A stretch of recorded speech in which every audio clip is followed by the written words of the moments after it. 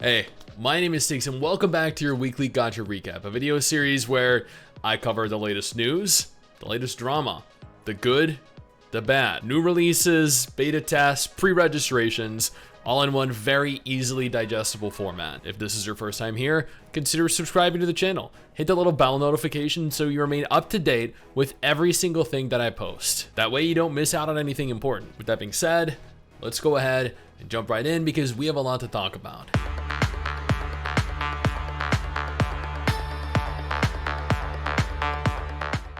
Symphogear XD has closed their servers permanently as of the last 72 hours. This is very sad news for Symphogear XD players.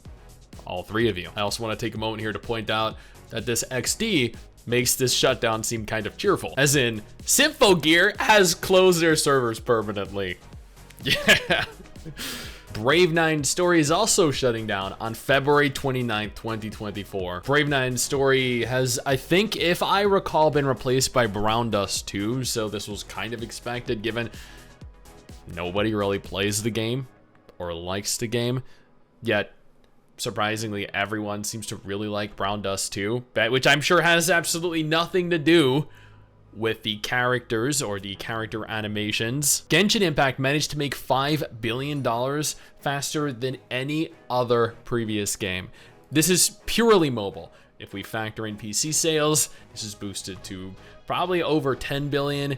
And if we factor in console, that's boosted to about 11.5 to 12.5 billion dollars. I also did a dedicated video on this if you're interested in the other games that were competing against Genshin for the fastest climb to $5 billion. Code Seigetsu is an action RPG that started closed beta testing earlier this week. The game looks surprisingly, it actually looks very interesting. The combat looked fairly fluid. Like, I feel like it was probably comparable to somewhere between Honkai Impact and Punishing Grey Raven. I'm curious how this is ultimately going to be when it releases, because I mean, even Ether Gazer, which was a very high quality gacha game, still hasn't really met with success like either Punishing Grey Raven or Honkai Impact did. Astris is holding a crossover event with Lost Ark. Astris, of course, is a premium game developed by Griffline, who are the people that are developing Arknights Endfield and Arknights, and also Astris. Astris launches somewhere at the end of February. I'm going to be playing it. I'm very excited to play it because it looks beautiful. But they have a crossover event right now going with Arknights, which is very cool because Arknights is, of course, one of my favorite gacha games of all time. I didn't actually... Oh, they move around. Oh, and there's sound. Oh god, that's loud. Love and Deep Space, the husbando romancing gacha game, is coming to VR. So now you can touch your husband. Yeah. Oh, that'll be fun. Before we cover any additional games, I want to take a moment here to thank our incredible patrons over on Patreon who allow for me to continue to do dedicated videos like this every single day. You guys are phenomenal, and I cannot thank you all enough for the support. Now back to the video. Blue Lock Project World Champion is getting a global release. I have no idea what this is. A soccer game? Yeah, this is a soccer game. Okay, yeah. So I don't know, like, if you're interested in that. Genshin is in hot water again. Thank you, travelers, for your years of companionship. Here are 3 fates. I also covered this in a dedicated video. But essentially what happened was, during their live stream, they were like, you know what? Thank you for 3 years. Here are 3 polls. And people lost their minds. And that is perfectly acceptable, perfectly warranted. I understand. But days later, a week later, people are still talking about this, still memeing it. Tower Fantasy revealed their Evangelion collab, and more than that, what was it even just what? Hold on.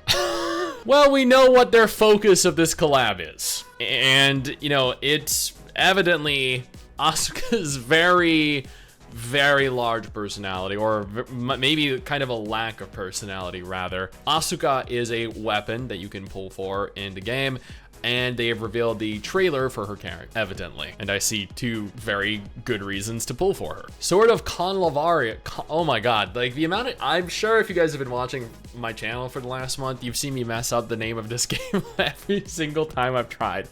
Sword of Convalaria. The demo, at least for it, is available on Steam and has up to 10 hours of its single player campaign for those of you that are interested, which is kind of cool because I was very curious about. It's like a pixel art sprite gacha. Zenless Zone Zero a few days ago was confirmed to be releasing onto PlayStation.